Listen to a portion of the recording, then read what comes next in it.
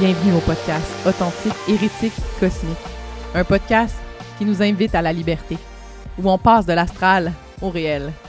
Une invitation à l'aventure pour ceux qui, comme moi, ressentent le besoin de remettre en question, d'aller au-delà des croyances figées, des étiquettes spirituelles et de s'ouvrir à une vision beaucoup plus large de qui on est dans l'univers. Dans chaque épisode, je partage des réflexions, des découvertes, des invités inspirants et des pratiques pour éveiller les hérétiques cosmiques qui sommeillent en chacun de nous.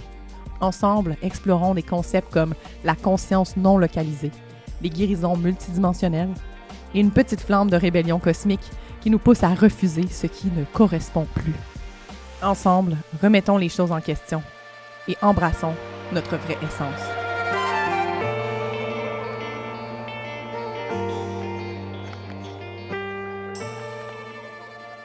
Hey, bienvenue à cette Astro Hebdo météo énergétique au podcast Authentique, Hérétique, Cosmique et sur la chaîne YouTube de Stéphanie Lady D. C'est un triple 3 dans 1 enregistrement, pré-enregistrement du samedi 10 janvier. On va le mettre le soir là, parce que j'enregistre ça, il est comme 2h de l'après-midi. Ça va peut-être sortir plus ce soir. La Lune transite en balance, en carré avec tous ces gens-là ici, là. Je te dirais que Mercure, ça vient de sortir, mais ce matin, il y avait un beau grand carré de grande provocation en cardinal. On le voit pas ici, là, mais ici, Jupiter qui est en carré avec la Lune avec tous nos amis Mercure, Mars, Soleil et Vénus, Vesta même, en Capricorne, Jupiter en rétrograde, en Cancer, l'autre bord, puis Chiron, qui est ici, si on rajoute aspect aux astéroïdes, on va le voir, le grand carré. Ici, rouge, avec les oppositions. Grande croix de provocation, grand carré rouge de provocation que je porte dans ma charte natale. Mais pas à ces degrés-là.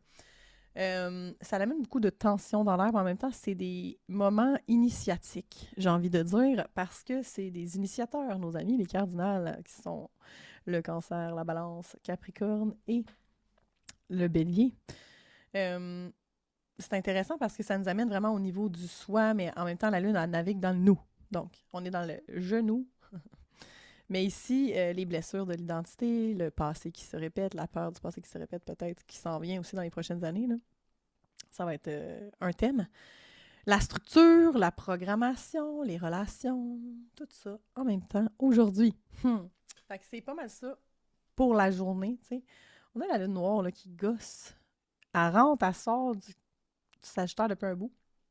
Fait que Soleil, toujours entre Mars et Vénus, il va y avoir un décollement placentaire, j'ai envie de dire, de cette nouvelle naissance. Excusez-moi, je digère en même temps mon dîner. Mercure s'en va là aussi, il va passer par-dessus le Soleil, éventuellement, Casimir.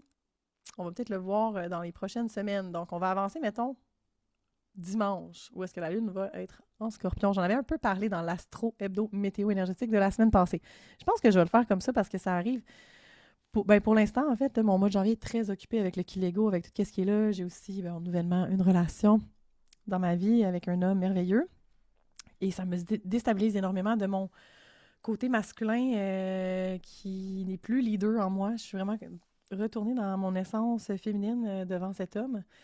Puis je vais vous faire un podcast là-dessus parce que, ici, c'est un peu comme mon journal intime sur Authentique, Hérétique, Cosmique.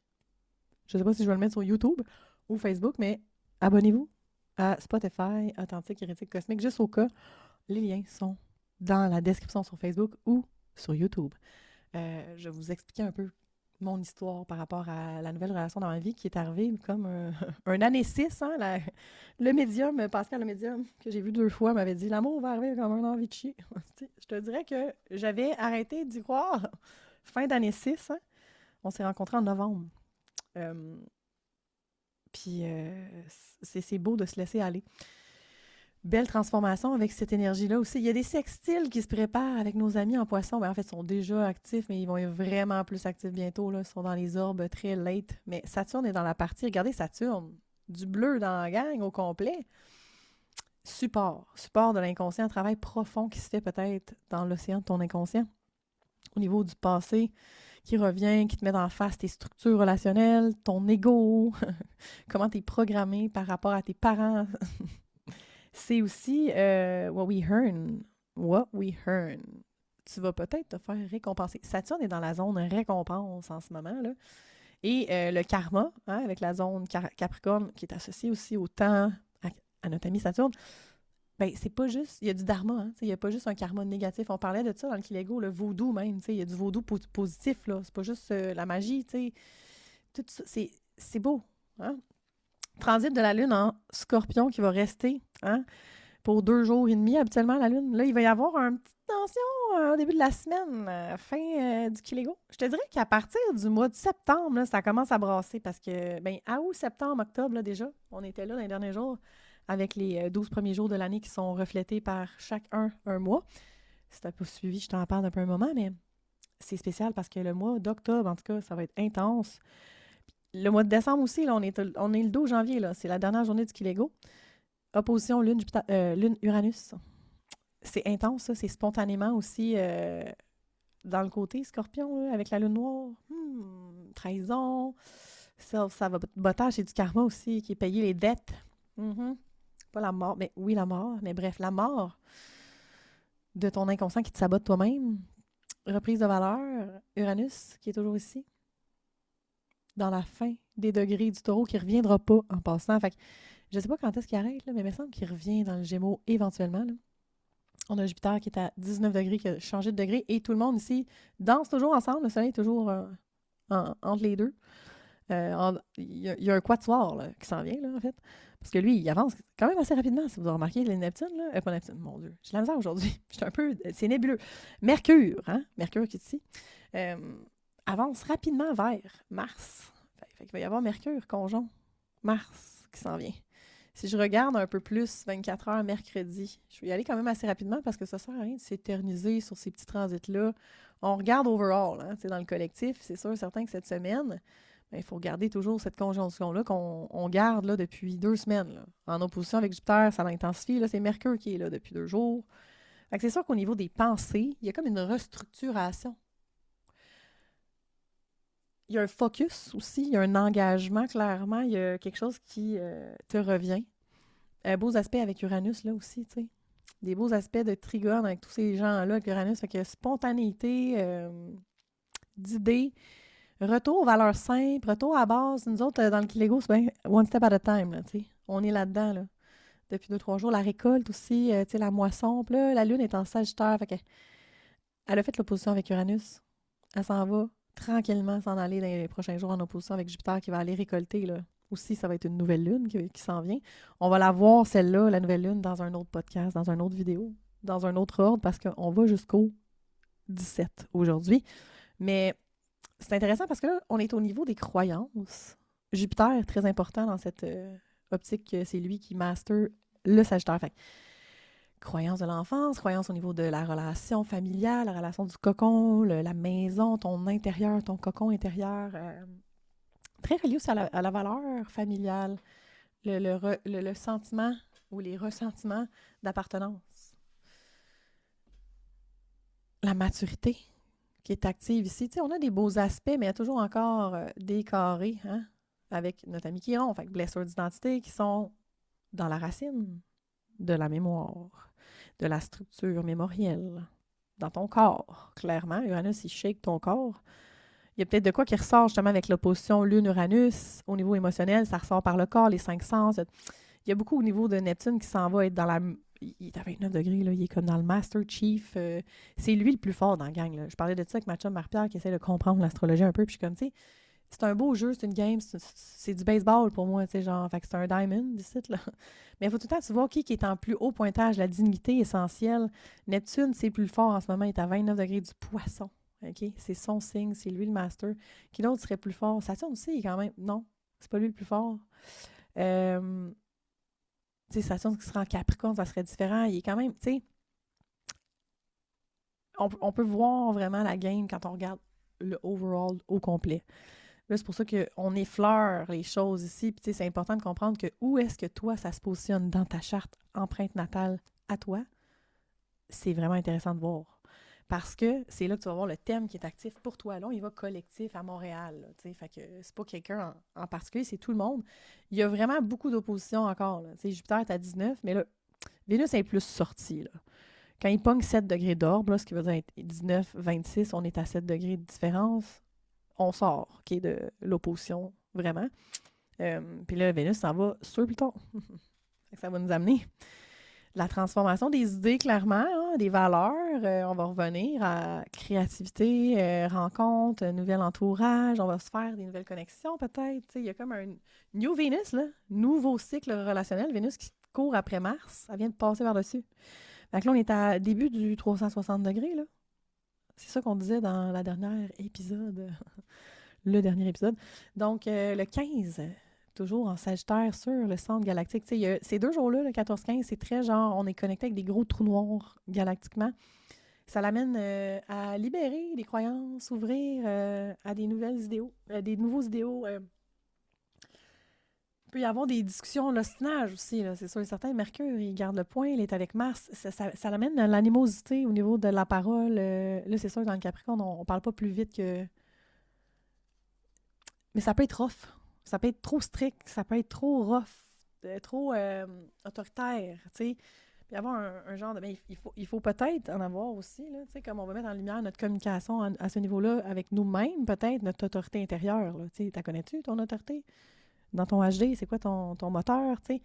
C'est tous des outils, des clés. Je te dis pas d'apprendre un cours d'HD ou d'astrologie, mais comme si tu veux t'aider, trouve ce qui vibre pour toi. Moi, c'est l'astro, Zoé, c'est le HD. On a tous des outils. Tu sais, dans ma story, aujourd'hui, je niaisais, mais j'ai mon shaker puis mon masque infrarouge parce que ça me fait du bien. C'est des outils d'ancrage. Pour moi, l'infrarouge en face, ça me fait du bien en même temps. Je fais mon shaker, mon système nerveux, ma somatique. Tu sais, comme 15 minutes par jour, là. Easy breezy. Beautiful. Cover girl. Vendredi, moi, j'aime ça regarder les fins de semaine. Tu sais, ça va être une fin de semaine, lune en Capricorne. Fait il y a peut-être un retour, un bilan depuis le début. On est à 15 jours du début d'année, là, à peu près le 1er jusqu'au 16. Qu'est-ce qui s'est passé? Là, on va avoir sorti du Kilego. Moi, ça va être comme, j'étais avec mes enfants cette fin de semaine-là.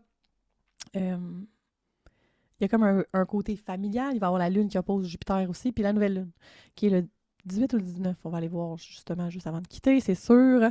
Il faut dire que la lune va s'en aller en carré. Elle vient de sortir des carrés avec eux. On l'a pas vu, là, mais comme dans la fin, là, ici, là, c'est ça aussi. C'est pas juste le centre galactique, là, c'est comme, hey, salut. Avec, les croyances dans ton inconscient, qu'est-ce qui te fait voir pour le croire ou croire pour le voir? Dissolution, création de nouveaux rêves, nouvelles croyances. Il y a beaucoup de créativité depuis que Vénus elle a été burn par le soleil. Il y a comme une nouvelle structure, il y a une nouvelle effervescence qui s'en vient clairement. On va voir, c'est sûr, bon, comme je disais, le transit vendredi, lune en Capricorne avec Junon. Il y a peut-être un peu plus d'engagement, de sérieux au niveau des relations, au niveau du partenariat. C'est l'énergie du féminin sacré pour moi qui est là, Junon, qui cherche son Jupiter, puis elle s'en va en opposition avec. Fait que il y a quelque chose de beau là, au niveau de la mère, du père. Il y a comme une réconciliation, je sais pas. Tu sais, l'énergie féminin-masculine, avec Mercure qui est là, il y a peut-être une compréhension de l'énergie du masculin, un genre de mea culpa du père. Il y a beaucoup le thème du père aussi dans le Calégo, la source, tu sais, comme la réconciliation avec la source. Dieu le Père, hein? Saturne, le temps. Prendre le temps aussi d'écouter, peut-être. J'avais une amie qui m'a fait un massage, puis son grand-père rentrait à l'hôpital, puis tout, puis elle parlait de ça, tu sais, comme il a besoin de se faire écouter, puis elle a fait des constellations familiales, puis elle est allée le voir pour lui poser des questions à son grand-père, puis en tout cas, elle a su des grosses affaires sur sa famille, tu sais, il y a comme un genre de conversation au niveau du rôle aussi, peut-être, du père ou du grand-père, tu sais, c'est très, The Elders.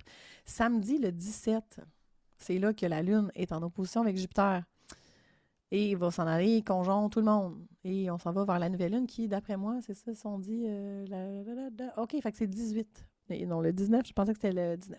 Fait que tu vois, on n'ira pas jusqu'au 18 parce que je veux garder cette effervescence de cette lune en Capricorne. La première nouvelle lune de l'année. C'est sérieux, la lune en Capricorne. À ces degrés-là, il y a comme un seriousness. On va l'avoir à 28 degrés. Ça, on va la mettre... Là, mon cerveau va aller la mettre exactement, guys. 25, ici, elle va passer par-dessus. Ouais, j'ai mis les 6 heures. Là, comme un dessus, là.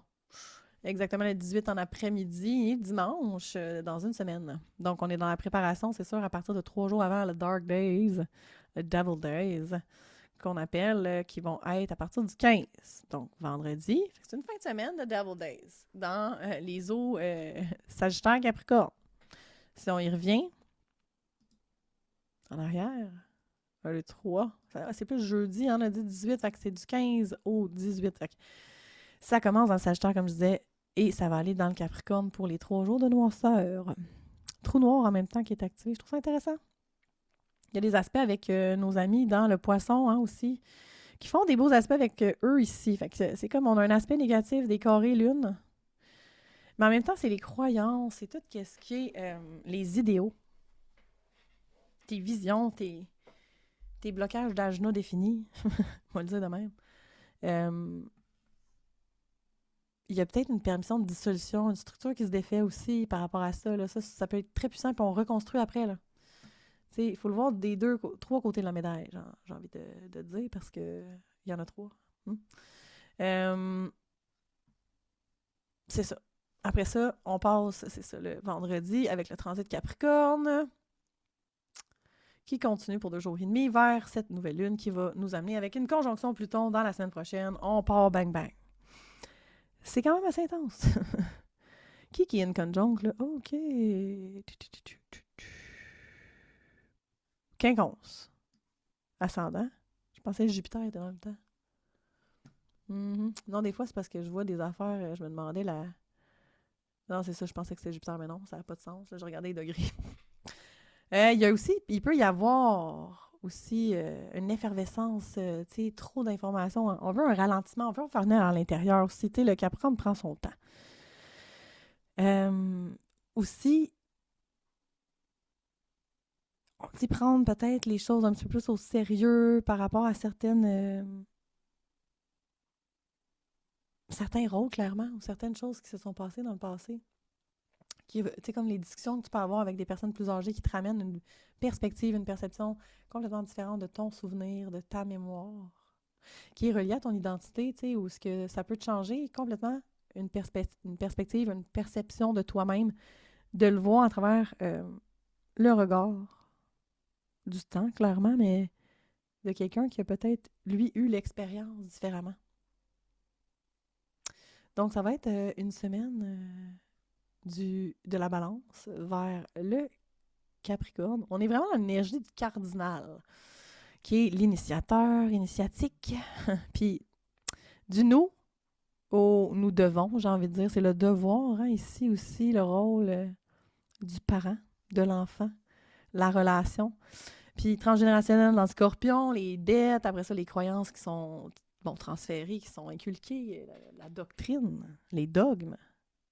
C'est intéressant. Tout ça avec une opposition avec Uranus et la lune noire qui lâche pas. Hein? Elle gosse là. Puis ça, c'est la trahison de nous-mêmes inconscientes ou quand on reste pris. Là. Tu sais, c'est beau là, de revenir dans le passé qui se répète, mais arrêter d'aller gratter le bobo. Là, ça, c'est la merde. Là, on regarde, tu sais, c'est-tu tes valeurs qui t'amènent tout le temps à créer de la merde? Je sais pas, là, parce que c'est aussi d'arrêter de voir la guérison à outrance puis de tout le temps revenir... c'est boqué aussi, c'est fixe, là, ces énergies-là. Là. Il y a comme quand... Ça, c'est dans le bruit de fond, là. Ouais. Puis, on va commencer à le sentir, là. Ça, c'est physique, ça, c'est énergétique, mais comme... C'est très émotionnel aussi, dans le corps. Il y a un wake-up call. Puis tout ça, ben Uranus nous fait des beaux aspects en trigone, comme je disais, avec tout le monde, là, ici, là. C'est quand même des aspects sextiles, Saturne aussi. Trigone, sextile, tu sais, -2, +2, là, ça, c'est proche, là, les orbes, là, tu sais. Puis ça aussi, là, position Lilith, ça, c'est carré palace en plus. Eh boy, OK, il y a beaucoup de trahison là-dedans, là. De ce que je ressens, les trahisons des sacrifices. Pallas Athéna, elle, c'est la guerrière justicière, là, la stratège de la gang. L'ai pas vue, elle, mais je sais, ah, ben oui, toi. Ben oui, toi, t'es encore avec la lune noire aussi. Ah, Lilith. Ça, là, en bruit de fond, les astéroïdes, c'est un autre type, là. Elle fait des beaux aspects quand même avec l'ascendant à Montréal, là, mais... elle va être intéressante, elle, à regarder, parce qu'elle est revenue d'un transit pendant le Kilego. Je ne vais pas trop m'écarter. J'ai un truc ce soir, mais je voulais dropper au moins l'Astro Hebdo Météo Énergétique sur tous les réseaux. Un peu de retour pour le retour de l'année 2026. C'est un peu plus lent. Comme je disais, on n'est pas dans le gros feu, fireworks, le cheval de feu, c'est pas tout de suite. Okay? Ça s'en vient. Il y a la nouvelle lune, puis après ça, on va avoir bang bang. Le début du commencement de l'ère du Verseau. Donc, on va avoir le soleil qui va pogner Pluton, puis oui, la saison du Verseau, il va y avoir un éclipse le 17 février. Bien hâte de voir ça. Fait que dans un mois, hein, on va être complètement ailleurs. D'ici là, je vous reviens ici sur le mic pour un épisode spécial. Là, les prédictions ne veulent pas sortir. Je sais même pas. Je vais voir un peu comment ça se dépose après le Kilego. Pour les prédictions 2026, je risque de les faire peut-être plus des éclipses. On a un voyage d'éclipse qui est en train de se dessiner avec Julie Lavoie, ma partner in crime. Je sais pas où est-ce qu'on s'en va, mais c'est solaire as fuck. OK? Comme d'habitude, ceux qui ont l'appel ou l'élan vont venir et vont pouvoir être accompagnés dans cette expérience initiatique immersive qui est dans le fond un appel de ton âme à venir jouer avec nous dans les étoiles. Je ne sais pas comment ça se présente, mais on vous drop ça cette semaine, le 15. Donc, ça va être à suivre pour le voyage des éclipses 2026 qui commence le 17 février jusqu'au 3 mars. Et après, il va y avoir l'être en mouvement 2.0 qui va revenir, c'est stéroïdes, au mois de mars avec l'avenue du soleil en bélier, hein, la nouvelle année, qui est vraiment l'équinoxe du printemps, qui va être vraiment intéressante cette année. Donc, je te reviens la semaine prochaine, d'ici le 17 janvier, pour la nouvelle lune, excuse-moi. Nouvelle lune en Capricorne avec conjonction Mercure, Mars, Soleil, Vénus encore, qui va être très présente. Vesta et Pluton, très intéressant ça aussi. Combust, il y a beaucoup d'énergie de combust. Le feu se fait aller. Mais c'est très groundé, ancré aussi en même temps. Sinon, c'est parce que tu fais brûler toute ta structure pour tout reconstruire avec une nouvelle vision complète. C'est même plus la même idée. Donc, je te reviens aussi avec un podcast authentique sur l'année 1, ma nouvelle vie, j'ai envie de dire, toute l'effervescence qui vient avec l'ouverture de dire oui à soi à travers l'autre. Ça va être vraiment une très belle année. Fait que pour ceux qui sont dans le Kilego, wow, merci pour votre présence, cette constance. C'était salé encore, très puissant et je vais certainement le refaire l'année prochaine, d'après moi aussi. Fait que si tu ne l'as pas fait cette année, embarque l'année prochaine. On se dit à bientôt. Ah oh, merci. Namaste.